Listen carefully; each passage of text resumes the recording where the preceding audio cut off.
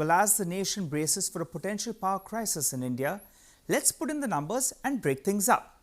First up, let's focus on coal production breakup in India. Well, Coal India contributes bulk of it, nearly around 83%, while CIL, they chip in with close to around 9%. Now, the total imports into India have averaged around 200 to around 250 million tons over the last few years. But a fourth of this is coking coal, which is not available here in India, and so it has to be imported, while bulk of these imports are thermal coal. Now, Coal India gave a solid showing in FY22 as they scripted the highest ever production, offtake as well as dispatches to the power plants. Now, over the past few years, 77 to around 82% of Coal India's production goes to the power sector. And in FY22, the total offtake grew by close to around 15%. But the offtake to the power sector grew by close to around 21%.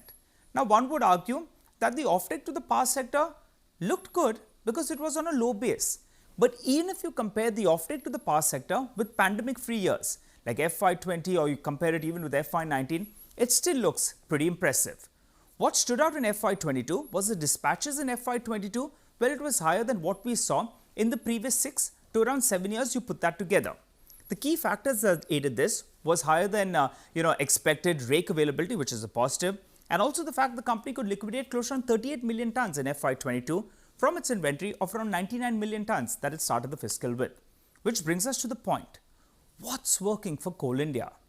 Well, half of April 2022 supplies to the thermal plant stations, well, that's up by close to around 14%.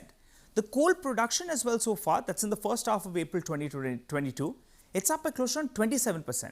Now, receivables have seen a sharp downtick from around 20,000 crores odd at the start of FY22 to nearly around 12,300 crores at the end, with a sharp drop being seen in March 2022. E-auction sales as well, that's the most important factor for Coal India. Bulk of its profitability, remember, comes in from this segment.